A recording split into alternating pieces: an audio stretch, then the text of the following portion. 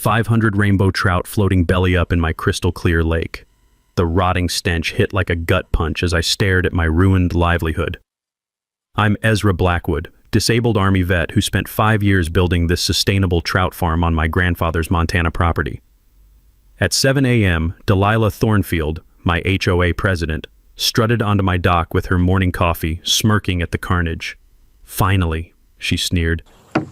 "Maybe now you'll shut down this disgusting fish operation." She dumped 40 pounds of copper sulfate at 2 a.m. Environmental terrorism against a disabled veteran, all because she hated seeing people fish from her precious view. "You have no idea what you've just done," I told her. She laughed. "I solved a neighborhood problem." What this suburban psychopath didn't know would destroy her in ways she never imagined. Some lessons come with a very bitter taste. What would you do if your HOA Karen destroyed your dreams? Drop A and tell me where you're watching from. Let me back up and tell you how this suburban psychopath declared war on a disabled veteran and accidentally set up her own destruction. I'm Ezra Blackwood, former Army engineer turned fish farmer. 5 years ago, an IED in Afghanistan shredded my left leg and ended my 20-year military career. The VA disability check barely covered rent, let alone medical bills that followed me home like vultures. That's when I inherited Grandpa's 200-acre Montana ranch, including a 40-acre lake so pristine you could see trout swimming 20 feet down. Clearwater Lake sat 300 feet higher than the valley floor, fed by mountain springs that had been flowing since the Ice Age.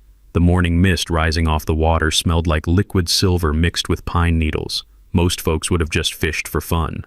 But I saw survival. 2 years researching aquaculture, another year drowning in permits, 2 more building floating pens. By year 5, I had $180,000 worth of breeding stock and was finally making money. The sound of trout jumping at dawn became better than any alarm clock. Then the California invasion began. Willowbrook Estates, 47 McMansions sprouting like expensive tumors on the Tatum family's old cattle ranch. Each house cost $800,000 to $1.2 million. The kind of money that bulldozed 200 acres of actual nature, then wrote rules about preserving rural charm. Here's what none of these transplants knew. Their fancy subdivisions sat directly downstream from my property. Those same mountain springs that fed my lake continued underground through limestone caves, eventually surfacing as the aquifer that supplied Willowbrook's private well system. Every drop of their drinking water originated from Clearwater Lake. The Geological Survey sat buried in county records, never shared with residents. They had no clue their morning coffee came from the same springs that kept my trout happy. Enter Delilah Thornfield, their self-appointed dictator and my future nemesis. Picture a 58-year-old corporate compliance officer who'd spent 30 years in San Francisco finding genuine pleasure in catching violations. When she moved to Montana, she brought that same energy to suburban warfare.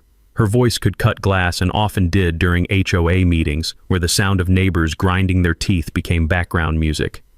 Here's the kicker. Delilah had been rejected 3 times from the exclusive Bitterroot Angling Club. Too aggressive, they said. Didn't understand fishing etiquette. So when my operation started attracting happy customers, it triggered something primal in her control freak brain. The community split fast. Old-timer ranchers like Tom and Sarah Tatum supported me. They understood working the land for survival.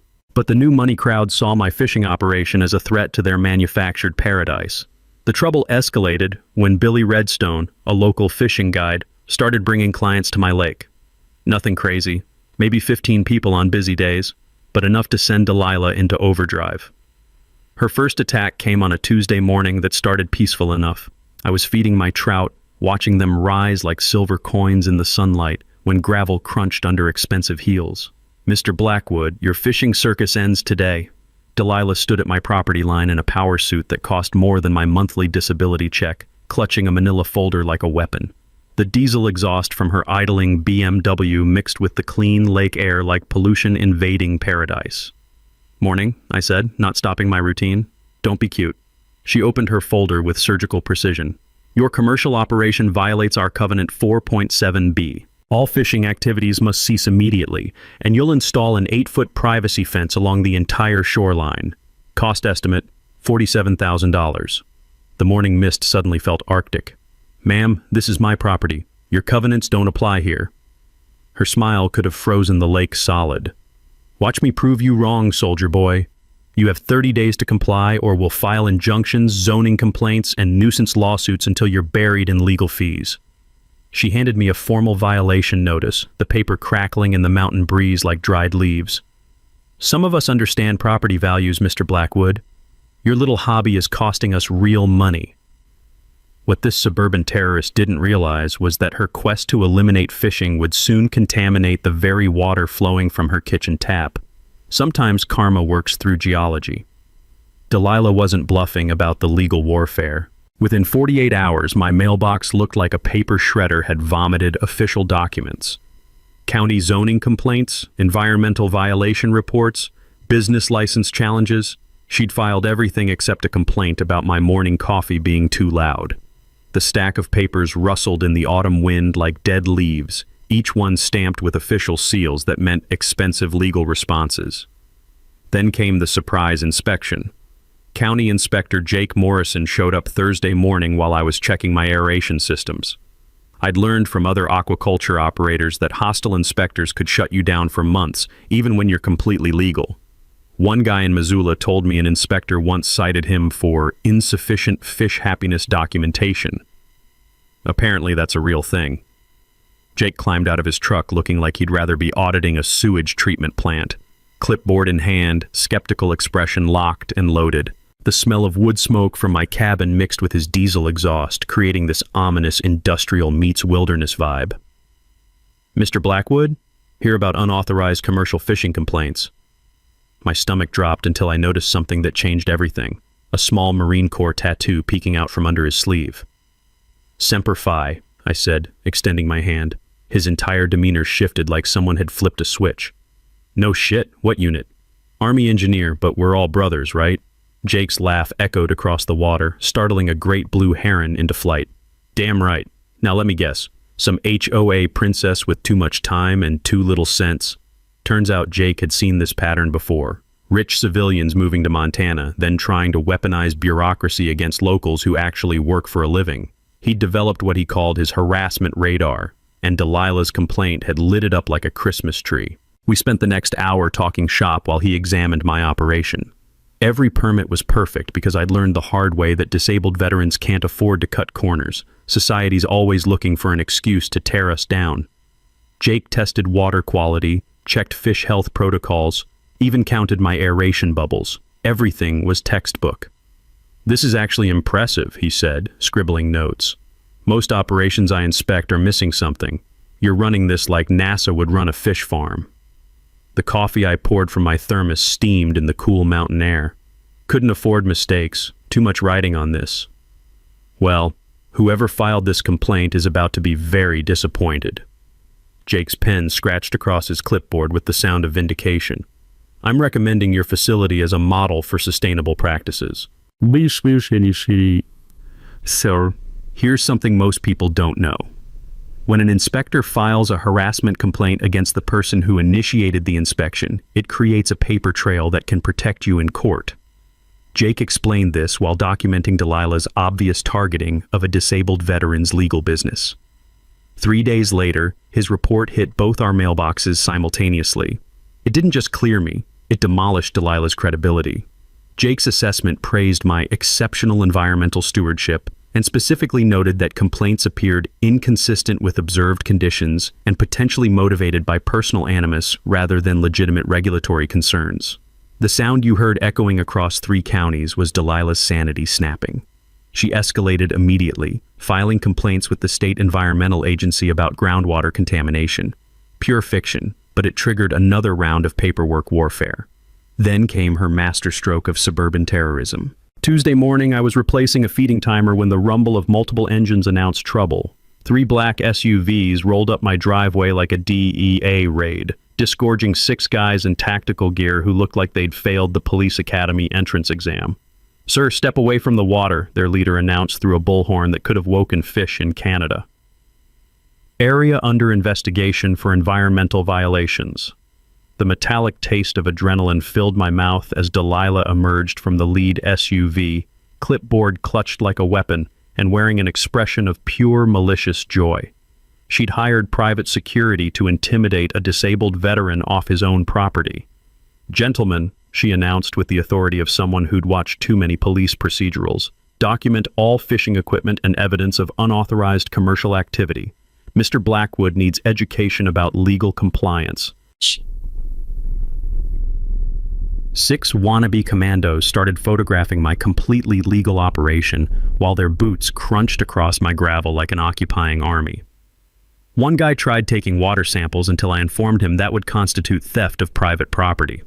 "Ma'am, you're trespassing," I said, keeping my voice steady despite wanting to unleash some colorful army vocabulary. "We're conducting a lawful investigation," she purred with satisfaction. "Time for my countermove." I called Jake Morrison directly, putting him on speaker. "Jake, remember that harassment complaint? I've got 6 private contractors photographing my legal operation while my HOA president plays general." 30 minutes later, Jake arrived with 2 sheriff's deputies. Real law enforcement told fake law enforcement to pack up or face actual trespassing charges. Delilah's expensive intimidation squad retreated faster than French cavalry. Her face transformed from smug to murderous as her tactical theater drove away. "This isn't over," she hissed. "No, ma'am," I replied. "But next time, maybe hire people who understand property law." Delilah's humiliation with the security theater only made her more dangerous. Like a cornered rattlesnake, she got creative and twice as venomous. 2 weeks later, Billy Redstone called with panic in his voice. "Ezra, they're blocking the county road. Posted signs, hired guards, turning away my clients like we're trying to access Fort Knox." I drove down to investigate and found Delilah's masterstroke. Private property, no trespassing signs along the public easement that provided legal access to Clearwater Lake. 2 guards in matching polo shirts operated from a portable booth, rejecting confused families like bouncers at an exclusive nightclub. The diesel generator powering their operation mixed its exhaust with frustrated parents idling cars, creating this toxic cloud of bureaucratic stupidity. Kids pressed against car windows, fishing rods unused, while Derek, the lead guard whose neck was thicker than most people's thighs, consulted his clipboard like it contained nuclear launch codes. "Excuse me," I said, approaching his little kingdom. "This is a county easement. You can't block public access." Derek squinted at me with the concentration of someone trying to remember if 2 + 2 = fish. "Ma'am says whole area's private now. HOA business." Here's something most people don't realize. Blocking public easements is a federal crime when it interferes with interstate commerce. Billy's fishing guide business brought clients from 3 states, making Delilah's blockade technically a violation of the Commerce Clause. Not that Derek would understand constitutional law if it bit him on his oversized posterior. But Delilah's real nuclear option arrived 3 days later, taped to my door like a declaration of war. A nuisance lawsuit demanding immediate cessation of all fishing activities, plus $50,000 in damages for diminished property values and community disruption. 23 pages of pure legal fiction claiming my 15-person daily operation somehow equaled running a motorcycle rally in a retirement home. The papers rustled in the mountain wind like whispered threats, each paragraph more divorced from reality than the last. The strategy was classically wealthy: weaponize the court system against someone who can't afford prolonged legal warfare. Even winning costs money when you're fighting frivolous lawsuits. She was betting my disability income would crack under sustained legal pressure. That's when fate delivered an unexpected ally. Emma Vasquez, reporter for the Bitterroot Valley News, had been investigating rural gentrification conflicts. But she wasn't just any journalist. She was a former military spouse whose ex-husband had struggled with similar post-service business challenges. When she heard about armed guards blocking public fishing access, it triggered personal memories of bureaucratic harassment. She arrived Saturday morning with a photographer. Timing that seemed coincidental until I learned she'd been monitoring police scanner traffic and knew exactly when confrontations were likely.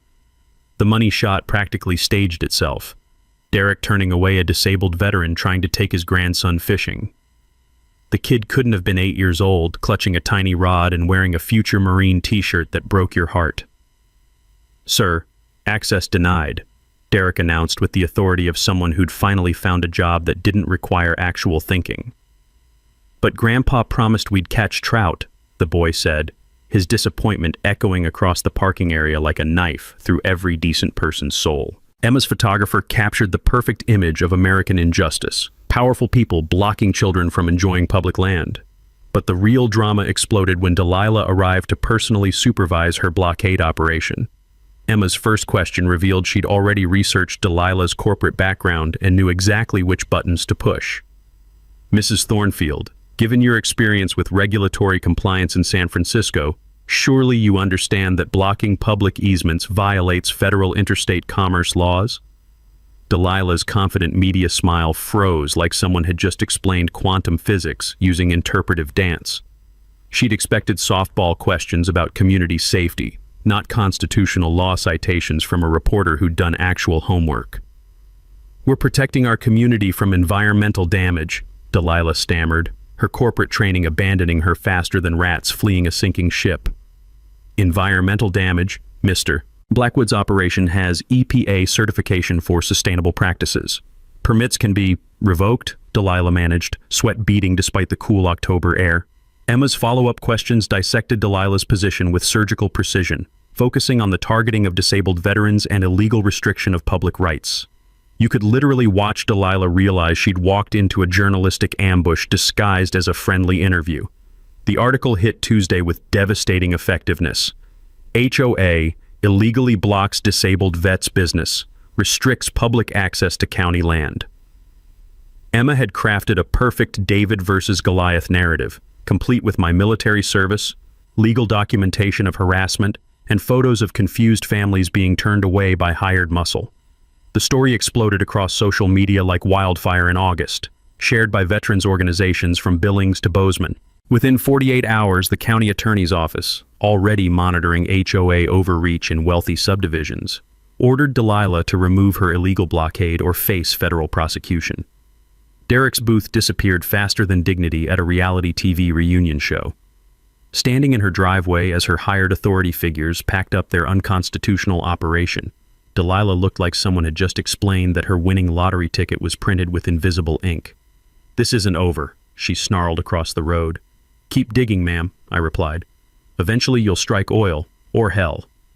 What happened next proved that public humiliation had officially snapped Delilah's last functioning brain cell. The media coverage had destroyed her carefully crafted image. Social media was merciless. Memes of her blocking kids from fishing, comments comparing her to cartoon villains, veterans groups organizing boycotts of any business associated with Willowbrook Estates. Her LinkedIn profile went from community leader to internet laughingstock overnight. Normal people would have retreated. Delilah escalated. The warning came from an unexpected source. Margaret Wu, the HOA treasurer, called Tuesday evening with worry crackling in her voice like static electricity before a thunderstorm. "Mr. Blackwood, I think you need to know. Delilah just authorized emergency spending for algae treatment chemicals. She claims your lake is contaminating our groundwater." My blood turned to ice water. Every aquaculture operator has heard horror stories about neighbor poisoning disputes. Usually it involves antifreeze and personal grudges, but this felt different. More calculated, more insane. "What kind of chemicals, Margaret?" "Copper sulfate, 40 pounds. She said the county environmental office recommended immediate application to prevent contamination spread." Copper sulfate. The name hit like a slap. Small doses control algae. Large doses commit fish genocide. 40 pounds could sterilize a lake and leave it looking deceptively pristine, the perfect crime for someone who didn't understand aquatic ecosystems. I'd been researching online forums where frustrated property owners discussed pest control solutions for unwanted neighbors. The advice was always the same. Copper sulfate leaves no obvious evidence, kills everything quietly, and can be blamed on natural algae blooms. Delilah had obviously done her homework on environmental terrorism. I spent 3 sleepless nights on patrol, checking my property like a paranoid security guard. Motion cameras, irregular schedules, even sleeping with windows open to catch unusual sounds. The October air carried every noise across the water. Owl calls, beaver tail slaps, the distant rumble of late-night truckers on Highway 93. She struck during the new moon, when darkness was absolute. The attack happened at 2:17 a.m. on a Tuesday, captured by the wildlife camera I'd installed to monitor beaver activity. Never thought it would document a felony in progress. I woke Wednesday to environmental apocalypse. The stench hit first. Industrial accident mixed with rotting seafood thick enough to taste. Then the visual horror. Hundreds of rainbow trout floating belly up across Clearwater Lake's surface like silver coins scattered in a toxic fountain. My $180,000 breeding stock. 5 years of careful work. Gone. The emotional impact felt like taking shrapnel all over again. That moment when your brain struggles to process devastating loss. These fish weren't just inventory. They were my proof that a broken-down veteran could build something meaningful from nothing. Billy Redstone arrived within minutes, took one look at the carnage, and started photographing evidence. His camera shutter clicked like Morse code against the morning silence while dead fish lapped against the shoreline with each gentle wave. "This isn't natural die-off," he said grimly. "Someone murdered your lake." Wildlife Officer Rebecca Torres arrived 2 hours later with testing equipment that looked like something from CS Wine. The copper sulfate readings were off the charts, enough to kill fish in a lake 10 times Clearwater's size. "Massive chemical overdose," she confirmed. "Whoever did this used enough copper sulfate to sterilize a small reservoir." While Rebecca collected samples, I checked my wildlife camera expecting nothing, but found crystal clear footage of a figure in a kayak systematically poisoning my lake. The video was damning. Someone in dark clothing moving methodically across the water, dumping large bags of chemicals with practiced efficiency. The timestamp showed 2:17 a.m., and the vehicle license plate was just visible enough for enhancement. But here's where Delilah's corporate background failed her. She'd used the HOA credit card for the chemical purchase, creating a paper trail that even a mall security guard could follow. The agricultural supply company had security footage of a 58-year-old woman buying 40 pounds of copper sulfate while claiming it was for emergency pond maintenance. "She's about as subtle as a brick through a window," Rebecca observed, reviewing the evidence. Rebecca's investigation revealed something I hadn't known. Clearwater Lake's underground springs continued through limestone caves, eventually surfacing as the aquifer that supplied Willowbrook Estate's private well system. Geological surveys showed the water journey took 6 to 8 weeks from my lake to their kitchen taps. Delilah had just poisoned her own drinking water. Emma Vasquez arrived by noon, drawn by emergency radio chatter. Her photographer captured the ecological disaster in devastating detail while I stood on my dock surveying the destruction of everything I'd built. "This crosses every line," Emma said, interviewing Rebecca. "Property disputes don't usually involve environmental terrorism." The story exploded statewide by evening.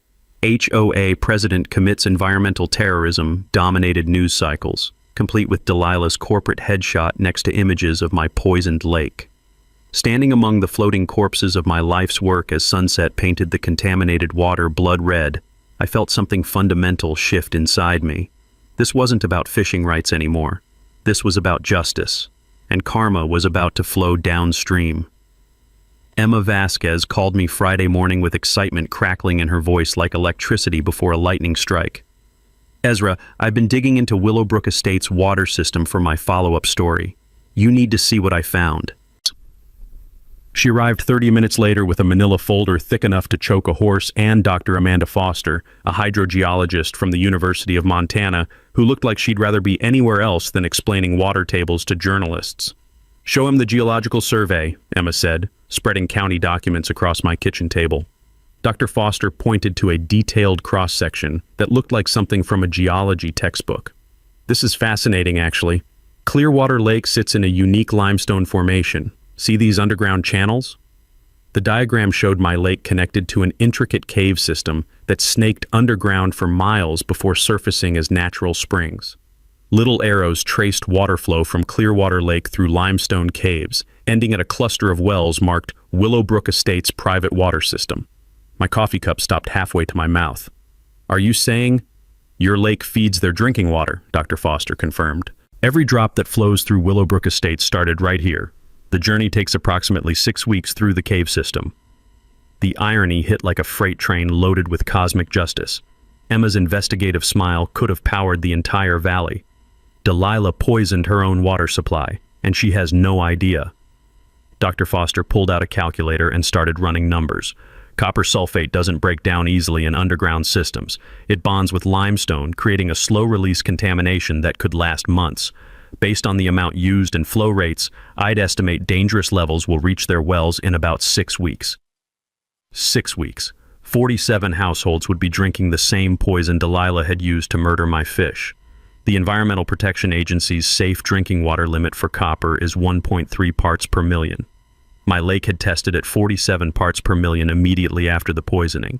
What happens when people drink copper-contaminated water? I asked, though I suspected the answer wouldn't be pleasant. Nausea, vomiting, diarrhea initially, Dr. Foster explained with clinical precision. Long-term exposure causes liver damage, kidney problems, neurological issues.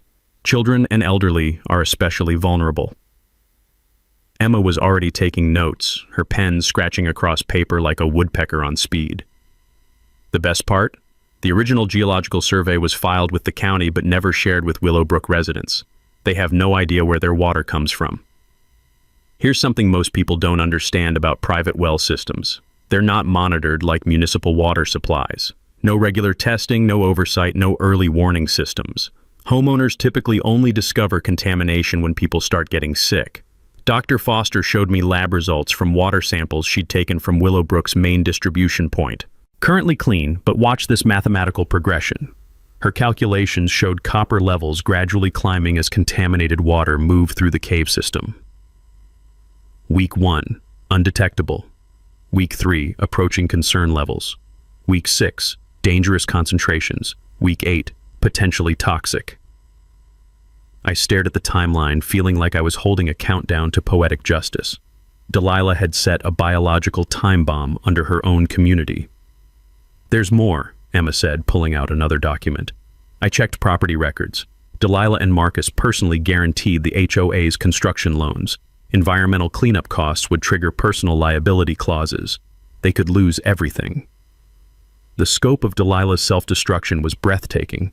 She'd committed environmental terrorism, poisoned her own family's drinking water, and potentially bankrupted herself trying to eliminate my fishing operation. So, what do we do? Emma asked. Warn them immediately? I looked out at my poisoned lake, where dead fish still floated like accusations against the morning sky. These people had supported Delilah's harassment campaign, cheered her illegal blockades, celebrated the destruction of my livelihood. But this wasn't about revenge anymore. Kids lived in those houses. Elderly residents who'd done nothing wrong. Innocent people who'd trusted their HOA president to make reasonable decisions. We document everything first, I said finally. Build an airtight case. Then we give them the choice. Accountability or consequences. Dr. Foster nodded approvingly. Science and justice. I can work with that. The clock was ticking. 6 weeks until Delilah's poison reached her own kitchen tap. Time to plan the perfect reveal. The next 2 weeks felt like preparing for the most important mission of my life. Military training kicked in. Objective, timeline, resources, contingencies. Except this time, instead of neutralizing enemy positions, I was orchestrating the perfect public exposure of environmental terrorism. My workshop became mission control. Maps of the cave system covered every wall, water flow charts taped above my workbench, and a countdown calendar marking the days until copper contamination reached dangerous levels in Willowbrook's wells. The smell of sawdust and machine oil filled the air as I built what I was calling Operation Clearwater. The centerpiece was brilliantly simple. 2 identical 50-gallon aquarium tanks that would demonstrate the water connection in real time during the HOA's annual meeting. Tank 1 would contain clean spring water, with healthy trout swimming actively. Tank 2 would hold water from Willowbrook's current well supply, spiked with the same copper concentration that would soon flow from their kitchen taps. Dr. Foster helped me calculate the exact dosage. You want 15 parts per million, she explained, watching me mix the demonstration solution. High enough to kill fish quickly, low enough to be scientifically accurate for what they'll be drinking in 4 weeks. The visual impact would be undeniable. Live fish dying in real time while I explained that the toxic water came from their own wells. No technical jargon, no complex charts, just the stark reality of dead fish floating in water they'd been drinking for years. Emma coordinated the media strategy with the precision of a campaign manager. Local TV stations, environmental reporters, even a documentary filmmaker who'd been following rural gentrification issues. The annual HOA meeting was perfect timing. Mandatory attendance for all homeowners, plus we could invite outside observers under their own transparency bylaws. The key is layering the revelations, Emma explained over coffee that tasted like liquid alertness. Start with the crime, build to the irony, climax with the personal consequences. By the time Delilah realizes what's happening, she'll be trapped in front of 200 witnesses. Billy Redstone rallied the veteran community with efficiency that would have impressed Pentagon logistics officers. Word spread through VFW posts, American Legion chapters, and informal networks of guys who understood what it meant when civilians attacked one of their own. They'd provide moral support and ensure Delilah couldn't claim this was just a personal vendetta. Here's something most people don't know about environmental law. When contamination crosses property lines, it triggers federal jurisdiction under the Clean Water Act. Rebecca Torres had connected me with EPA Inspector Thomas Reed, who was building a case that could result in Superfund designation for the entire area. Property values would crater, insurance policies would cancel, and cleanup costs could reach millions. The EPA doesn't mess around with intentional contamination, Reed explained during a site visit that felt like a military briefing. We're talking criminal charges, civil penalties, and personal liability that could bankrupt everyone involved. The legal strategy was elegant in its simplicity. Delilah's crime had created a ticking time bomb that would devastate her own community. We could offer two choices: immediate confession and cooperation, or public exposure followed by federal prosecution. Either way, justice would be served. Janet Powell, the retired teacher who'd been questioning Delilah's leadership, became our inside ally. She'd been secretly organizing HOA members who were tired of Delilah's authoritarian management style. Margaret Wu provided financial documentation showing suspicious spending patterns and unauthorized purchases. Even Marcus, Delilah's own husband, was showing cracks under the pressure. He's been drinking heavily, Janet reported during one of our planning sessions, muttering about lawyers and moving to Mexico. I think guilt is eating him alive. The timeline was perfect. 4 weeks until dangerous contamination levels, 3 weeks until the annual meeting, 2 weeks until early symptoms might begin appearing in vulnerable residents. We'd reveal everything just as the consequences became undeniable. I spent evenings testing my presentation equipment, running through scenarios, preparing for every possible disruption. The portable water testing station borrowed from the university could analyze samples in real time, displaying results on a large screen that would make the science impossible to ignore. Dr. Foster coached me on explaining hydrogeology in terms that angry homeowners could understand. Think of it like a straw, she suggested. The lake is a poisoned drink, the caves are the straw, and their wells are their mouths. Simple, visual, terrifying. Yet the community center was reserved under the pretense of Delilah's important environmental announcement. She believed she was finally getting ahead of the media narrative, planning to blame my fish farm for contaminating their water supply. The irony was so perfect it felt like divine intervention. Rebecca Torres arranged for law enforcement presence during what she euphemistically called a public safety presentation. Emma confirmed media attendance under the guise of covering HOA environmental initiatives. Dr. Foster prepared scientific evidence that would withstand legal challenges. Everything was converging toward one moment: Delilah Thornfield standing before her community, about to learn that her crusade against my fishing operation had poisoned everyone she claimed to protect. The countdown had reached T-3 weeks. Time to spring the trap. 3 weeks before the annual meeting, Delilah's desperation reached levels that would have impressed a cornered badger with abandonment issues. The federal investigation had her spooked. EPA vehicles parked around town aren't exactly subtle, and Rebecca Torres's daily water sampling visits were attracting the kind of attention that makes guilty people sweat through expensive deodorant. Her first panic move came Tuesday night when my motion sensors lit up like a disco ball having an epileptic fit.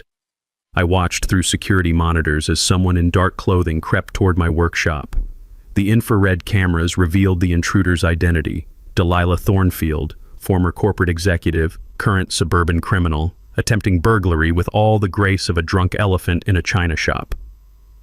She wanted the wildlife camera footage that had captured her midnight poisoning spree. The sound of her labored breathing carried through the audio feed, sharp, panicked gasps mixed with what sounded suspiciously like whimpering.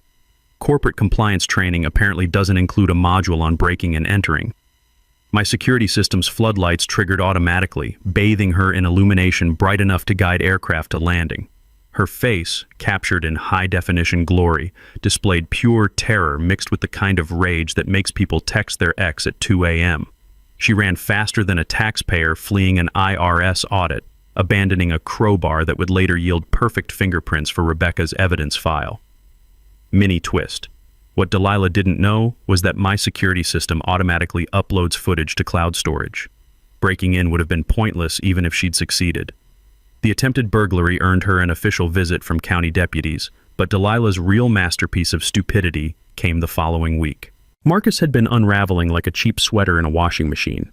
His drinking had progressed from social lubricant to requires intervention, and he'd started making guilt-ridden confessions to anyone within earshot. The man couldn't keep secrets if his life depended on it, which ironically it now did. That's when Delilah decided to solve her federal problem through the ancient art of bribery. Rebecca Torres called me Thursday morning, her voice mixing professional outrage with genuine amazement at human stupidity. "You won't believe what just happened. Delilah tried to buy me off." The details were almost too ridiculous for reality. Delilah had approached Rebecca at Mountain Grounds Coffee, sliding an envelope across the table like she was conducting international espionage instead of attempting to corrupt a federal employee in full view of security cameras. $25,000 cash, Rebecca explained with the satisfaction of someone who'd just won the evidence lottery, plus promises of future consulting opportunities if I'd blame your fish farm for the contamination. The coffee shop's security system captured everything in glorious detail. Delilah's nervous glances, the envelope exchange, Rebecca's poker face while she documented a federal crime in real time. The audio was even better. Delilah actually used phrases like mutually beneficial arrangement and unfortunate misunderstanding, apparently believing she was starring in a mob movie instead of digging her own legal grave. Here's something most people don't realize. Bribing federal officers carries a minimum 5-year sentence, and prosecutors treat recorded attempts like Christmas morning. Rebecca's body camera had captured every word, every gesture, every beat of nervous sweat. FBI agent Patricia Hawkins arrived from Missoula within hours, treating Delilah's bribery attempt like an early birthday present. Federal white-collar prosecutors dream about cases this straightforward: recorded evidence, multiple witnesses, and a defendant stupid enough to commit crimes on camera. The community was fracturing under pressure like a dam made of crackers. Margaret Wu discovered Delilah had embezzled $47,000 in HOA funds to pay for legal representation. Janet Powell's resistance movement was growing stronger, demanding emergency meetings to remove their criminal president. Even loyal supporters were distancing themselves faster than people evacuating a gas leak. Marcus's psychological breakdown accelerated like a runaway freight train. He'd started day drinking at the community pool, cornering neighbors with rambling confessions about environmental lawyers and federal prison food. The metallic smell of fear mixed with chlorine and desperation created an atmosphere thick enough to cut with a knife. Dr. Foster's water testing showed copper levels climbing steadily through the cave system. 15 days until dangerous concentrations, 10 days until the annual meeting, 5 days until sensitive residents might start experiencing symptoms. The timeline was tightening like a noose around Delilah's neck. Her final act of desperation came Sunday evening, attempting to withdraw the family's entire savings account. Bank security protocols triggered when she tried to access $89,000 cash for immediate travel expenses. Federal bail restrictions prevented her from leaving the county, but desperation doesn't always inspire rational decision-making. Standing in my workshop, surrounded by countdown calendars and evidence files, I felt the satisfaction of watching justice approach with mathematical precision. 9 days until the annual meeting. 9 days until Delilah faced the consequences of poisoning her own drinking water. The trap was set. The evidence was overwhelming. Time for the final act. 8 days before the annual meeting, Delilah made one final attempt to control the narrative, and it backfired so spectacularly that even her own lawyer probably considered changing careers. With federal charges looming and her community turning against her, she hired Dr. Gerald Stackhouse, an environmental consultant whose resume read like a greatest hits collection of corporate cover-ups. His specialty was appearing at hearings to claim that obvious pollution was actually natural geological variance, usually for oil companies fighting EPA fines. Dr. Stackhouse cost $500 per hour and looked exactly like what you'd expect from someone who testifies that mercury is probably good for children. Slicked back hair, expensive suit that couldn't hide his oily personality, and the kind of smile that made honest people check their wallets. His plan was simple: claim the copper contamination occurred naturally from mineral deposits, argue that my fish farm had always been environmentally dangerous, and suggest that Delilah was a concerned citizen protecting her community from a reckless veteran's poor judgment. The strategy might have worked if Marcus hadn't chosen that exact moment to suffer a complete psychological collapse. Tuesday afternoon, while Dr. Stackhouse was setting up his laptop for a practice presentation at the community center, Marcus stumbled in drunk enough to float a battleship. The smell of bourbon mixed with desperation filled the room like a toxic cloud as he interrupted the rehearsal with a confession that would have impressed a Catholic priest. "Stop lying for her," Marcus shouted, swaying like a tree in a hurricane. "She poisoned the lake. I drove the getaway car. We dumped 40 pounds of copper sulfate at 2 a.m. because she hates fishing." The silence that followed could have been bottled and sold as awkward concentrate. Dr. Stackhouse's laptop screen still displayed his opening slide. Natural copper occurrence in Montana limestone formations. The irony was so thick you could have spread it on toast. Mini twist.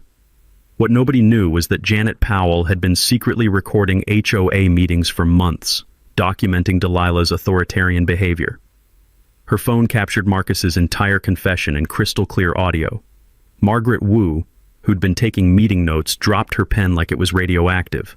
3 other HOA board members exchanged looks that communicated entire conversations about liability, criminal complicity, and whether their homeowner's insurance covered accessory after the fact. Dr. Stackhouse tried to salvage the situation with corporate damage control techniques that work better in boardrooms than community centers.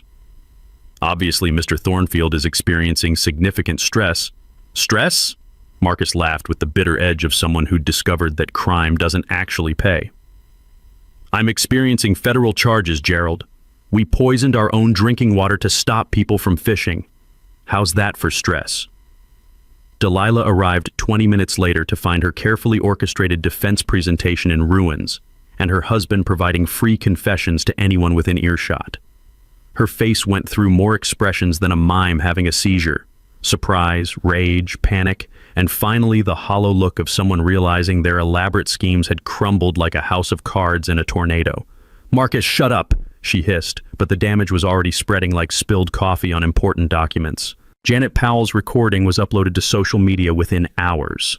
The audio of Marcus confessing to environmental terrorism, while Delilah's expensive expert sat helplessly in the background, became the most shared content in Bitterroot Valley history.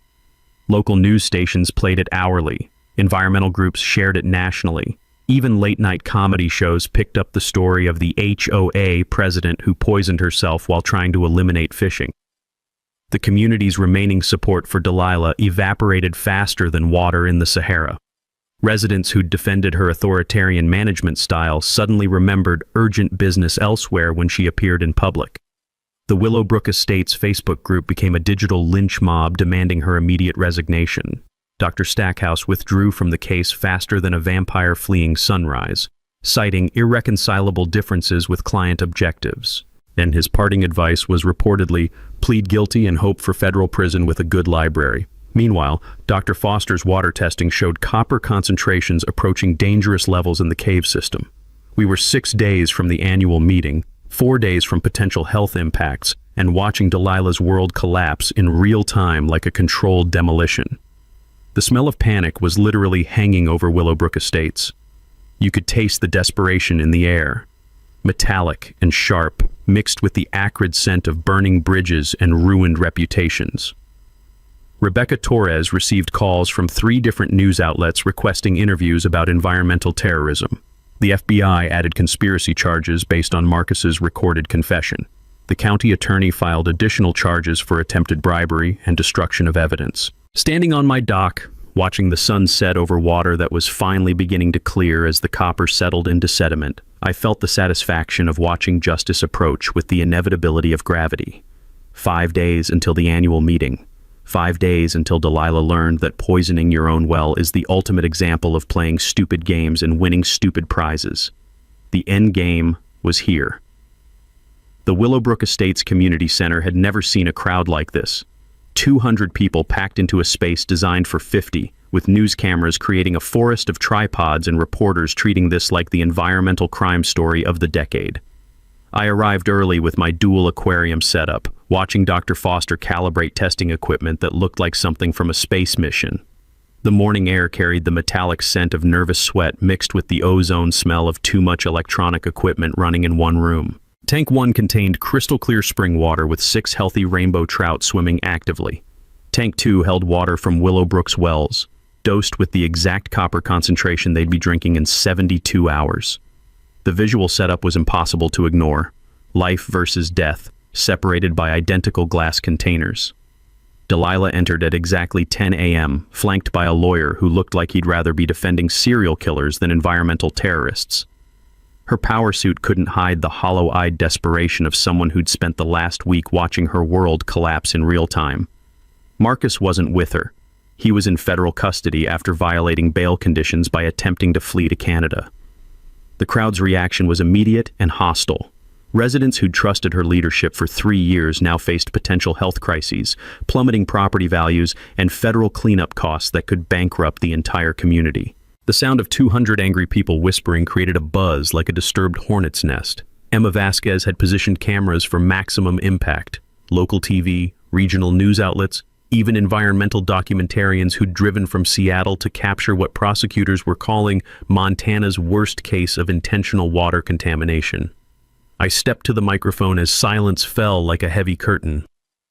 Ladies and gentlemen, my name is Ezra Blackwood. 3 weeks ago, someone poisoned my lake with 40 pounds of copper sulfate, killing $180,000 worth of fish overnight.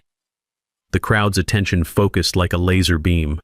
Dr. Foster activated the large display screen, showing geological cross-sections of the underground cave system connecting Clearwater Lake to Willowbrook's wells. Here's what the person responsible didn't know, I continued, watching Delilah's face drain of color as understanding dawned. Your drinking water comes from the same lake she poisoned. The reaction was immediate and volcanic. Gasps, shouts, parents grabbing children like the water was already toxic. Someone screamed, "Oh my God, we've been drinking poison," while others pulled out phones to call doctors, lawyers, anyone who might have answers.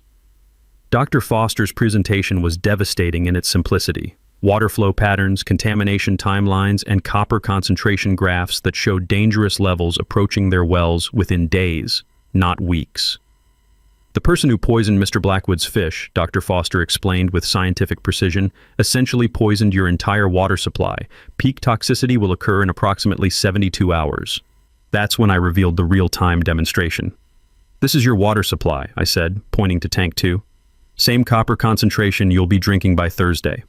I added 6 healthy trout to the contaminated tank. The fish began showing distress immediately. Erratic swimming, gasping at the surface, the unmistakable signs of copper poisoning. Within minutes, the first fish went belly up, floating like a silver accusation in toxic water. The visual impact was undeniable. Live fish dying in water identical to what flowed from their kitchen taps. No technical explanations needed, no complex charts required, just the stark reality of poisoned water killing living creatures in real time. The crowd's fury turned laser-focused on Delilah. 200 people who'd trusted her judgment now understood she'd committed environmental terrorism against her own community. "How could you do this to us?" shouted Janet Powell, her teacher's voice cutting through the chaos like a blade. "You poisoned our children!" FBI agent Patricia Hawkins stepped forward as Delilah tried to leave. "Delilah Thornfield, you're under arrest for environmental terrorism, conspiracy, bribery of federal officers, and reckless endangerment of public health." The handcuffs clicking shut echoed through the stunned silence like the closing of a book. Cameras captured every moment as federal agents escorted the woman who'd destroyed her own community's water supply while trying to eliminate a disabled veteran's fishing operation. But the moment that sealed her fate came when I offered her a glass of water from Tank 2. "Mrs. Thornfield," I said, my voice carrying across the silent room, "since you think this water is safe enough for your neighbor's children, would you like to take a drink?" The glass sat on the table between us, copper-contaminated water that matched exactly what would flow from her kitchen tap in 3 days. Every eye in the room focused on her face as she stared at the toxic water she'd created through her own hatred and stupidity. She couldn't speak, couldn't move, couldn't do anything except stand there while 200 witnesses and a dozen cameras captured the moment she realized the full scope of her self-destruction. "That's what I thought," I said quietly. The mic drop moment was complete. justice served with scientific precision and community witness. 18 months later, Clearwater Lake sparkled like liquid diamonds under the Montana sun, cleaner than it had been before Delilah's attack. Sometimes destruction clears the way for something better. The immediate aftermath had been chaos, but the kind of productive chaos that builds stronger communities. FEMA emergency water trucks arrived within hours, turning Willowbrook Estates into a temporary disaster relief zone. Neighbors who'd barely spoken before found themselves organizing distribution schedules, sharing resources, and discovering that surviving crisis together creates bonds that outlast property disputes. Delilah received 7 years federal prison plus $2, $8 million in restitution. Marcus got 3 years probation for cooperation, though he spent most of that time in alcohol, rehabilitation, and therapy. Their assets were liquidated faster than ice cream at a summer picnic. The Scottsdale vacation home, investment portfolios, even Delilah's precious BMW went to pay cleanup costs and victim compensation. The environmental restoration became a model for EPA Superfund success stories. Advanced filtration systems not only removed copper contamination, but improved overall water quality beyond original standards. Dr. Foster's university research team used the cave system as a natural laboratory, developing water purification techniques that are now used nationwide. But the real transformation was community-driven. The residents dissolved their authoritarian HOA and created something unprecedented, the Willowbrook Environmental Cooperative. Instead of covenant enforcement, they focused on conservation. Instead of property value obsession, they prioritized sustainability. Janet Powell became their first president, running unopposed on a platform of transparency, environmental protection, and community cooperation. My fish farm not only recovered, but thrived beyond my wildest projections. The Federal Victim Compensation Fund, combined with an unexpected insurance settlement, allowed me to expand operations and create something I'd never imagined, the Clearwater Conservation Foundation. The foundation operates an environmental education center that brings school groups, college students, and researchers to study sustainable aquaculture. We host fishing clinics for disabled veterans, teaching skills that translate into therapy, income, and community. The smell of fresh mountain air mixed with productive purpose fills the property every day. Our crowning achievement is the annual Clearwater Festival, celebrating environmental restoration through community action. Last year's festival drew 3,000 visitors, raising $85,000 for our Veterans Scholarship Program. Kids who'd never seen sustainable farming learn about ecosystem management, while their parents discover that environmental protection and economic prosperity aren't opposing forces. The Scholarship Fund has helped 12 veterans start their own aquaculture operations across the Rocky Mountain region. Billy Redstone expanded his guide service into environmental education tours. Even Tom and Sarah Tatum converted part of their ranch into a demonstration site for regenerative agriculture practices. Property values in Willowbrook recovered completely within 2 years, driven by the area's reputation for environmental leadership and community cooperation. Turns out that positive media attention about successful environmental restoration attracts buyers more than HOA enforcement of mailbox heights. Dr. Foster established a permanent research station at Clearwater Lake, studying how communities can recover from intentional environmental damage. Her published papers are required reading in environmental law programs nationwide, and she regularly testifies before Congress about community-based restoration strategies. Emma Vasquez won a regional journalism award for her environmental crime coverage and now writes a syndicated column about rural community issues. Her follow-up documentary, Poisoned Wells: How One Woman Destroyed Her Own Community, airs regularly on environmental networks and serves as a cautionary tale about the consequences of unchecked authority. Rebecca Torres was promoted to Regional Wildlife Supervisor, with expanded authority to investigate environmental crimes across 3 states. She credits the Willowbrook case with transforming how federal agencies coordinate with local communities during environmental emergencies. Standing on my dock this morning, watching visitors learn about sustainable fishing while their children explore the education center, I felt something I hadn't experienced since before Afghanistan: complete peace with my purpose. The sound of kids laughing mixed with trout jumping created a soundtrack that military disability had never allowed me to imagine. Sometimes the worst thing that happens to you creates the best thing you never knew was possible. The taste of clean mountain air reminds me daily that justice doesn't always look like punishment. Sometimes it looks like healing, growth, and communities choosing cooperation over conflict. Ezra spent 5 years building something meaningful on his own land, and Delilah thought she could just eliminate all of that with a midnight boat ride and 40 pounds of copper sulfate. The thing about people like Delilah is this: they are so focused on what they can't stand seeing. They never bother to understand how things actually work. She knew that lake was ruining her view. What she didn't know was where her morning coffee water came from. She had all the authority, all the HOA bylaws, all the expensive lawyers, but Era had something she didn't. He understood his properties. He knew the geology. He took the time to learn how the underground spring system actually functioned. 6 weeks, that's how long it took for her own poison to reach her kitchen tap. 6 weeks of thinking she won, while the consequences were literally flowing toward her house underground. I see a lot of the HOA stories, and there's always this moment where the person with all the office of power realized they had been operating on assumptions that were quite right. Sometimes it's covenant language. Sometimes it's state law they never check. The time, basic geologies. Have you ever dealt with an HOA president who was so focused on winning, they stopped paying attention to realities? Let me know what happened. And if you want more stories like this, hit subscribe, because unfortunately, Delilah not the only board member who made decisions without understanding the consequences.